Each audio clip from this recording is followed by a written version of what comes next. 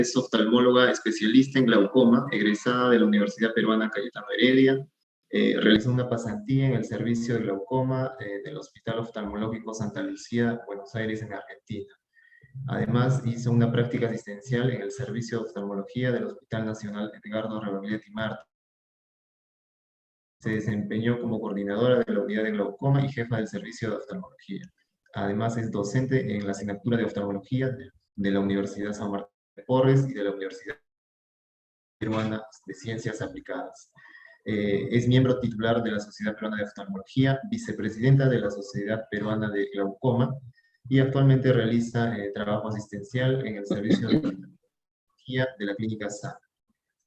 Doctora Adriana, agradecemos la predisposición que tiene hacia nosotros de participar en el curso y la dejo a cargo de la ponencia.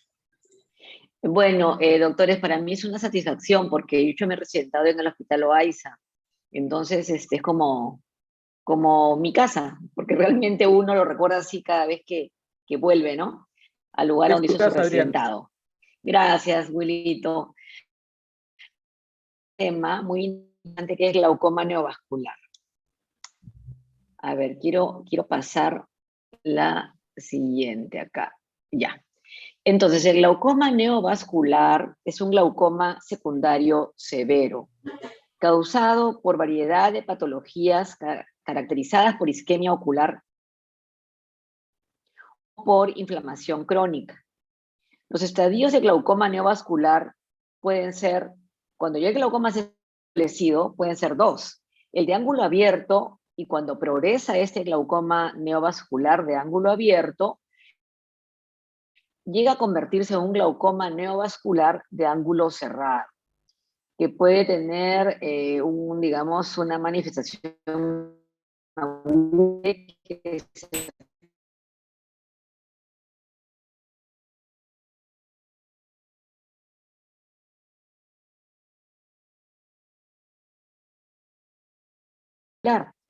se inicia, ven el alrededor de la pupila y o en el ángulo. Esta neovascularización, estos neovasos, van a estar acompañados de una membrana fibrosa. Es un glaucoma potencialmente devastador si hay retraso en el diagnóstico y el manejo es tardío. Con respecto a la fisiopatología, digamos, ¿qué circunstancias o qué entidades nos pueden condicionar o nos pueden conducir a un glaucoma neovascular? Una isquemia retinal. La isquemia retinal es la principal causa que nos va a llevar a un glaucoma neovascular, en un 97% de casos. La inflamación crónica de la retina en un 3% de casos. ¿Qué ocurre? ¿Qué ocurre? ¿En dónde empieza, digamos, el problema? Empieza con la liberación de factores angiogénicos, como el factor de crecimiento endotelial vascular, la interleucina 6, el factor de crecimiento fibroblástico, que se liberan estos factores angiogénicos y difunden a la cámara anterior hacia el humor acuoso. Esto estimula la neovascularización en el iris, en el margen pupilar y en el ángulo. Como vemos aquí, tienen los neovasos en el borde de la pupila y acá en el ángulo. Entonces, vamos a empezar grabando un concepto que es muy importante para ustedes los residentes, que es, si el origen es la isquemia retinal principalmente, el tratamiento de esta isquemia retinal va a ser la panfotocoagulación. Entonces, esta relación hay que grabarla, porque la isquemia retinal me va a llevar a glaucoma neovascular si es que yo no trato oportunamente esa isquemia con panfotocoagulación. Continuamos entonces. El glaucoma neovascular de ángulo abierto, en este glaucoma por el trabéculo, se va a dañar el músculo dilatador y se va a pupila, ¿no? Va a estar probablemente dilatada por la atrofia del esfínter. Cuando ya se convierte en un glaucoma neovascular, una fibrovascular que está formada en el ángulo, va a madurar, se va a contraer, se van a formar sinequias periféricas anteriores, se va a cerrar el ángulo, que inicialmente puede ser abierto, como dijimos, en un estadio inicial de glaucoma neovascular, y entonces se cierra el ángulo y esta membrana, como tracciona, porque se contrae, va a presentar el paciente ectropion uveal, ¿ya? Y acá vemos en esta imagen el ángulo cerrado. Entonces, ¿qué entidades causan más frecuentemente glaucoma neovascular? Tenemos que la oclusión de la vena central de la retina, cuando es isquémica, va a llevarnos a un glaucoma neovascular en un 36 al 40% de casos. Y puede presentarse en un rango amplio, desde las 2 semanas, primeros meses, de oclusión de la retina, que pueden ser inicialmente no isquémicas, como describimos en esta diapositiva, que nos pueden llevar a glaucoma neovascular. Por ejemplo, tenemos la retina, evaluar un paciente que sospechan que podría tener un glaucoma neovascular. No hablemos del paciente que ya tiene glaucoma neovascular, sino empecemos que podría tener un glaucoma neovascular porque tiene, digamos, patologías de fondo que frecuentemente lo podrían hacer, digamos, complicarse con este glaucoma neovascular. En principio, como en toda patología ocular que estamos explorando, tenemos que tener la agudeza visual, evaluar en el segmento anterior en lámpara de hendidura, pero con un examen muy exhaustivo del iris, con una pupila sin dilatar. Cuando ustedes dilatan la pupila sin haber visto al paciente, vienen los problemas, porque con una pupila dilatada probablemente se les puede pasar una rubiosis que está empezando. Tomar la presión y hacer gonioscopía, porque el 10% de los neovasos pueden presentarse en el ángulo antes que en el iris. ¿Ya? Entonces, no nos limitemos a ver que no haya rubiosis. Busquemos los neovasos en el ángulo. Con respecto al fondo de ojo, tenemos que evaluarlo para identificar si hay patologías condicionantes de glaucoma neovascular que nos puedan, digamos, llevar a un glaucoma neovascular. Es importante que evaluemos un diabético, que veamos en qué, digamos, el grado de retinopatía diabética se presenta, si el paciente ha hecho una oclusión de rama venosa o de vena central, completar el estudio de esta manera. Evaluar el campo visual para ver si estamos hablando de un preglaucoma, que solamente tiene rubiosis, o si ya el paciente tiene glaucoma. Y angiofluoresceínografía para ver extensión de capilares no perfundidos y neovascularización. Tenemos que tener el concepto de cuando hablamos de vasos sanguíneos, si son neovasos, si son vasos patológicos o no lo son. Tengamos en mente que tanto en la superficie del iris como en el trabéculo, en el ángulo, pueden haber vasos normalmente. Entonces tenemos, por ejemplo, un vaso radial. Un vaso radial puede ser un vaso normal en el iris, ¿no? Con una disposición como en rayos de la rueda de una bicicleta. Podemos tener también un vaso circunferencial. Un vaso circunferencial que puede adoptar esta forma, ¿no? Y tenemos también un vaso que podría ser un vaso trabecular, que se ve como una coma en el trabéculo. Pero ¿cuál es la clave? El vaso que traspase el espolón, ese es un vaso patológico. Entonces, ese es el punto que tenemos que evaluar para tener la seguridad. Si el vaso traspasa el espolón, entonces ya tenemos que pensar que ese vaso no es normal. Hablábamos entonces que el glaucoma neovascular, antes de que se presente como glaucoma en sí, ya ha tenido un estadio temprano de preglaucoma. En ese estadio temprano de preglaucoma, que es en el cual se presenta la rubiosis iridis, tenemos una presión intraocular normal. Tenemos rubiosis, efectivamente, que está aquí señalada, pero la presión es normal. Los brotes de neovasos están en el borde de la pupila, pero podrían también estar en el ángulo y no en el borde de la pupila. Recordemos que el 10% se van a presentar en el ángulo antes que en el iris. Podemos tener una pupila reactiva. Entonces, si detectamos la rubiosis o detectamos vasos anormales en el ángulo, entonces, digamos, indagamos, investigamos y encontramos que hay una patología de fondo de isquemia retinal, por ejemplo, que es la causa más frecuente, entonces está indicado el tratamiento profiláctico con panfotocoagulación para prevenir que este caso de este paciente se convierta ya en un glaucoma neovascular. Ahí debemos de nosotros, digamos, insistir y debemos de interesarnos muchísimo en evitar, en prevenir, no esperar encontrar al glaucoma neovascular como tal, sino detectarlo antes que se convierta en glaucoma. ¿Qué tenemos que hacer para esto? Tenemos que vigilar pacientes con alto riesgo de desarrollar glaucoma neovascular. ¿Quiénes son estos pacientes? Los diabéticos, los pacientes que han tenido una oclusión venosa central en la retina isquémica principalmente, pero recordemos que hay un porcentaje de pacientes con oclusión o BCR no isquémica que pueden convertirse en isquémica, ¿no? Pasados más o menos 8 meses aproximadamente.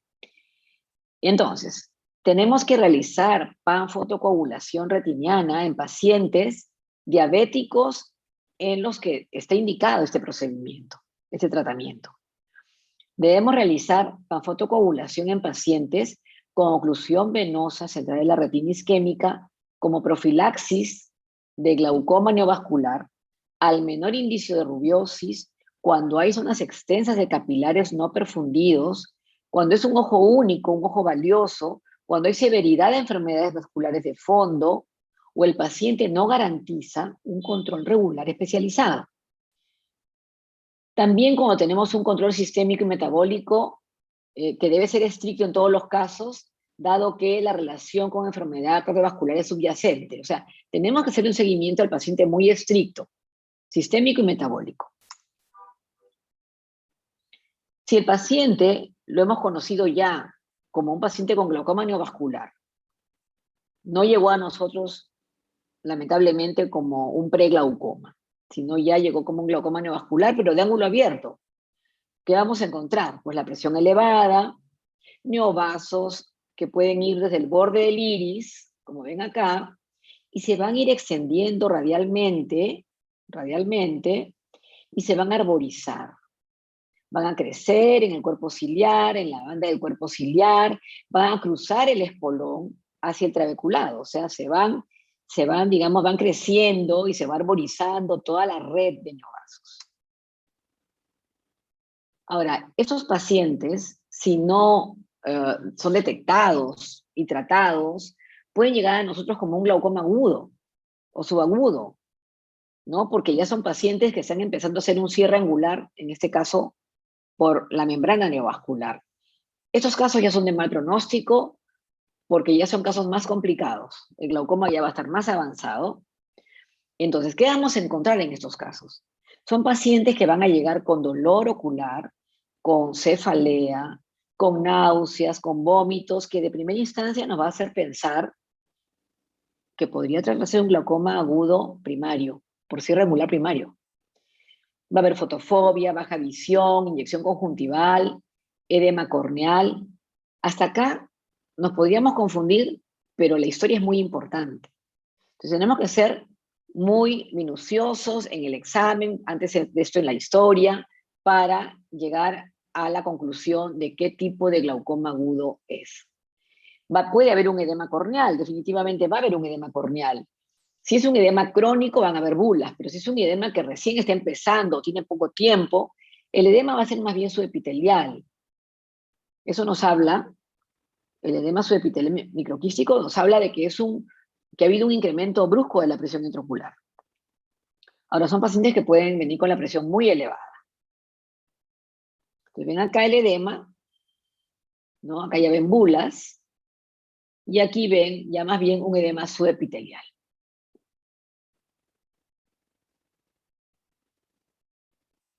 Entonces, en el estadio de glaucoma neovascular de ángulo cerrado, vamos a encontrar una rubiosis ya severa, neovasos que se acompañan con una membrana fibrosa. Van a ver esta membrana como que brilla, como un reflejo, como un papel celofán brillante, muy tenue. Esta es la membrana.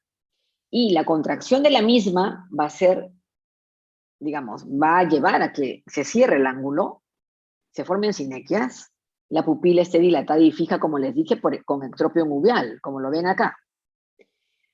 Puede haber flare, ifema, neovasos en la retina, hemorragia vítrea y excavación del nervio óptico. O sea, es un estadio ya avanzado.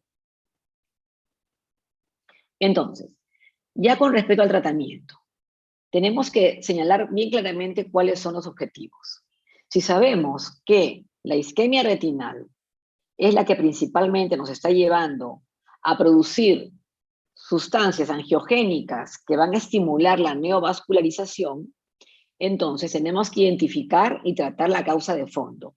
Si es una retinopatía diabética, si es una oclusión de vena central en la retina, y tratar la isquemia con panfotocoagulación.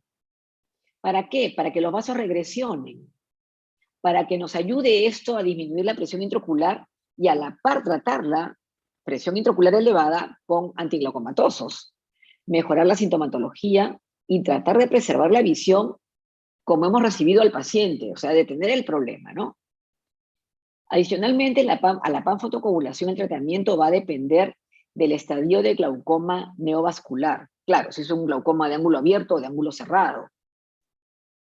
Insisto, si el origen de todo es la isquemia retinal, tenemos que controlar digamos, la isquemia con finalmente el tratamiento que es la panfotocoagulación. Entonces, en estadios tempranos, lo que tenemos que hacer es aplicar inyecciones intravítreas de antiangiogénicos, ¿no? Y que nos permita, que nos dé tiempo para programar lo antes que se pueda una ablación de la retina a la brevedad posible con panfotocoagulación idealmente, y si no contamos con panfotocoagulación, con crioterapia.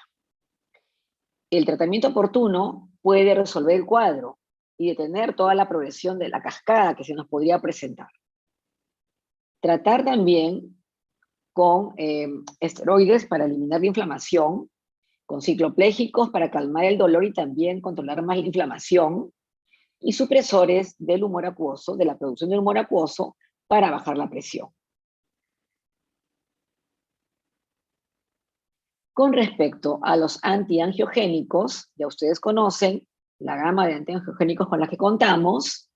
Esto va a inhibir de forma primaria el mediador de la neovascularización del segmento anterior y va a ayudar a una regresión rápida de neovasos, ¿no? Más o menos en 48 horas aproximadamente, y va a ayudar a un mejor control de la presión intraocular.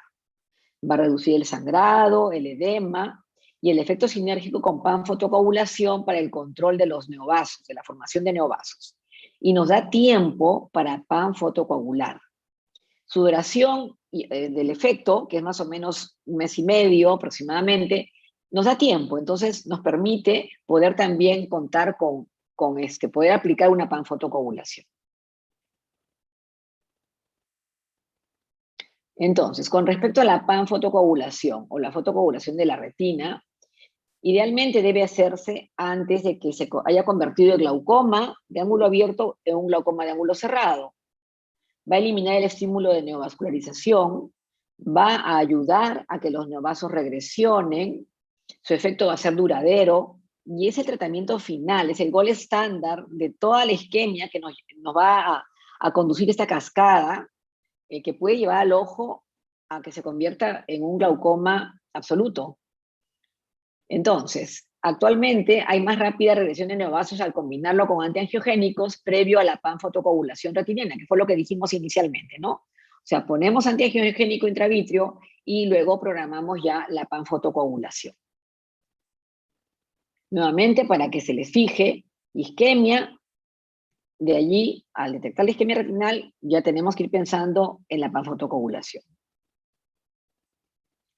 Pero cuando ya el estadio está avanzado, entonces, el tratamiento médico va a ser el mismo que con el estadio temprano, que es lo que acabamos de mencionar, ¿no? Detectar la isquemia retinal, poner la inyección intravítrea, hacer la panfotocoagulación, controlar la inflamación con corticoides, bajar la presión con antiglucomatosos supresores de humor acuoso, de la producción de humor acuoso, ¿no?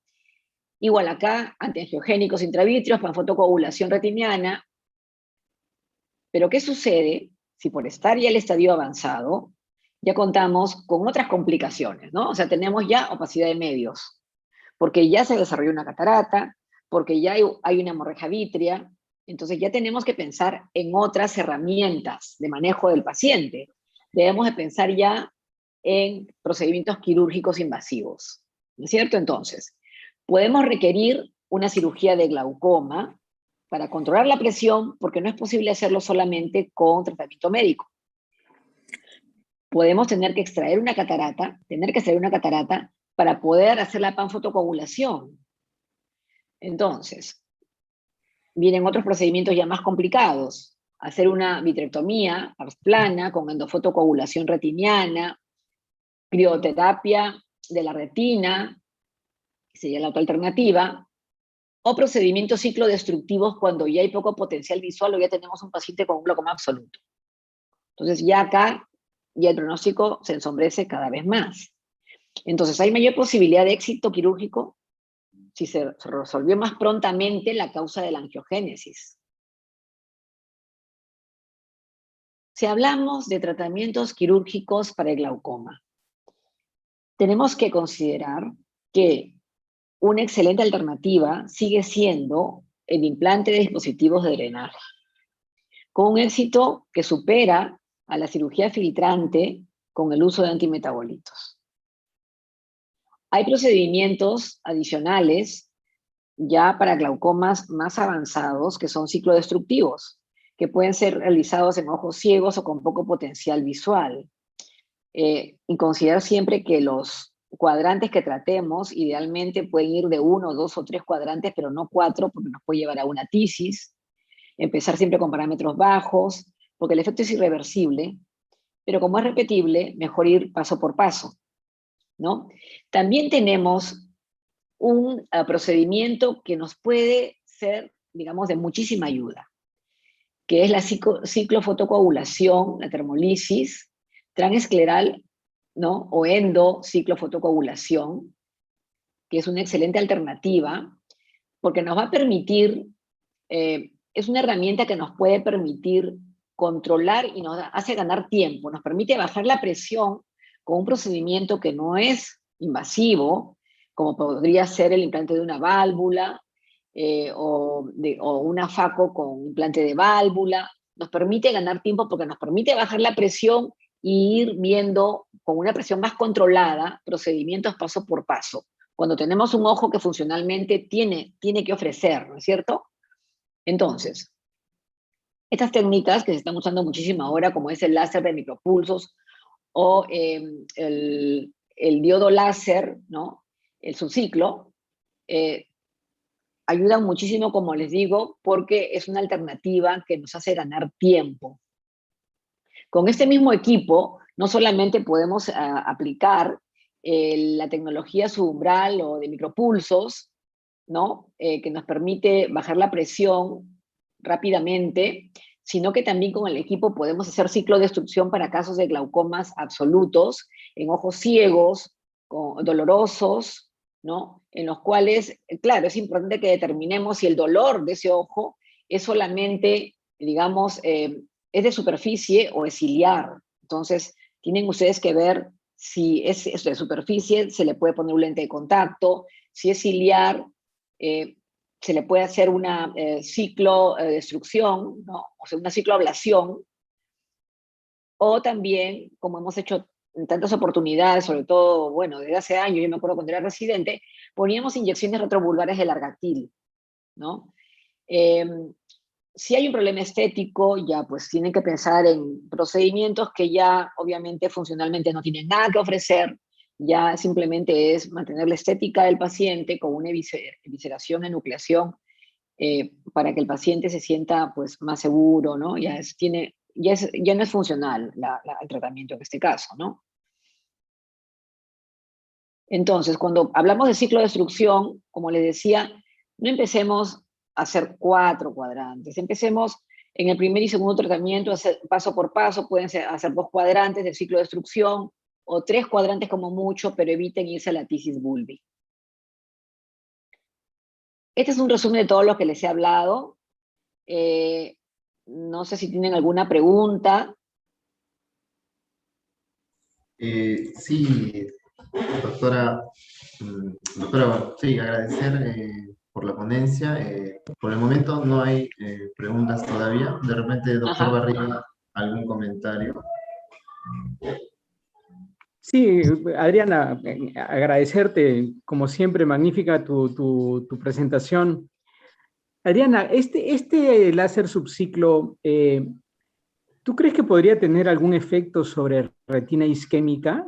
Porque por ahora Sí, solamente en cuerpo ciliar, ¿no es cierto? Pero, no, Willy, también en retina isquémica, te cuento, ¿ah? no me, Sí, ya, claro.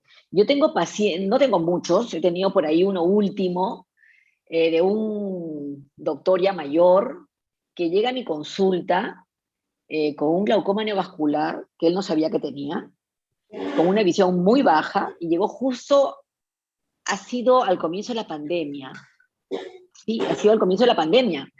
Llega con una visión de cuentadedos, que había notado que bruscamente le había bajado, no era su visión, o sea, había bajado bruscamente la visión, el ojo le molestaba, no era un dolor intenso, pero le molestaba, baja visión, no sabía que tenía glaucoma, no sabía que tenía glaucoma neovascular tampoco, y lo evaluó y pues tenía un glaucoma neovascular, tenía catarata, pero en ese momento ese paciente podía, estaba todavía en mi mente, tratar el glaucoma neovascular, panfotocoagularlo y luego hacerle una FACO.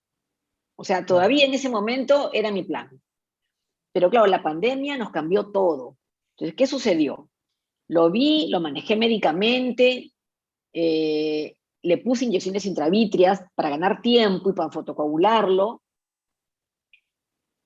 pero le puse una inyección y si mal no recuerdo fue con la primera que se perdió el paciente. Del temor, porque en ese momento no había vacunas todavía. Entonces se perdió el paciente y el tema es que cuando yo lo volví a ver, la catarata estaba muy avanzada, ya no lo podía panfotocoagular, ya el glaucoma estaba, la visión estaba muy baja, la córnea estaba ya muy deteriorada por la inflamación, por las presiones, o sea, ya no le iba a hacer FACO, definitivamente, sino la córnea se iba a maltratar demasiado, y entonces pensé en hacerle un láser de micropulsos, un subciclo, primero para bajar la presión porque médicamente no estaba controlado. Y un procedimiento, poner una válvula, iba a ser muy complicado, evidentemente, por todo lo que les he contado. Entonces, le hicimos un láser de micropulsos para bajar la presión y le hicimos un tratamiento en retina en 3 cuadrantes, en zigzag, con la misma potencia del subciclo, ¿ya? Pero en zigzag, cuadrante por cuadrante, para hacer la ablación de los neovasos de retina.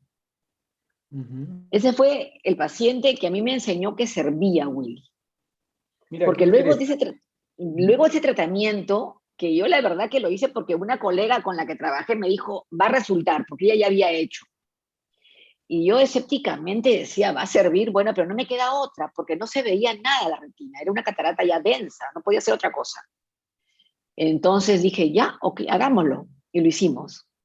Willy, hasta ahorita, ese paciente está tranquilísimo, la presión está controlada, claro, con gotas también, está con dorsolamida y otra droga más. Ha ido de viaje a ver a sus hijos a Estados Unidos, ya tiene 1 año con el tratamiento, Está tranquilo. Está tranquilo, o sea, funcionó, funciona, Pues funciona. mira qué interesante porque, bueno, tú sabes que ahora en retina, justamente por el uso cada vez más frecuente de las cámaras de campo amplio, con angiografía se están descubriendo pues muchas zonas isquémicas de la retina periférica a la que difícilmente se puede llegar con láser, te cuento. Están en zonas Ya, muy cerca de donde ustedes trabajan con el subciclo. ya, Y yo me preguntaba, ¿no? ¿Qué pasaría si yo decidiera hacer un tratamiento con subciclo que puede resultar, como te digo, más fácil de hacer que hacerlo con un láser? Peor todavía, si el paciente es pseudofáquico, tú sabes que perdemos bastante la periferia cuando el paciente es pseudofáquico, no la alcanzamos porque el lente, la óptica del lente no te permite llegar hasta la periferia extrema.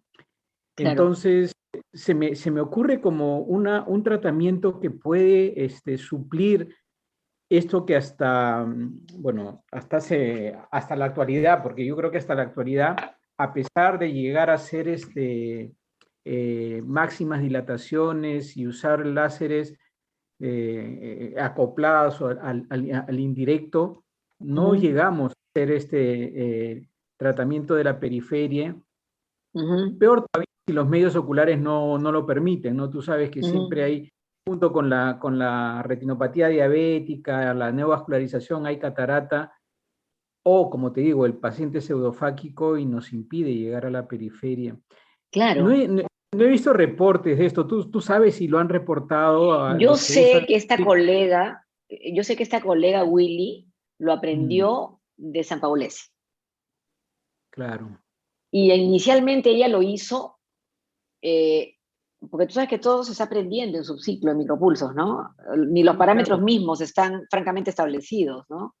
claro. Entonces, lo hizo en un cuadrante, no funcionó.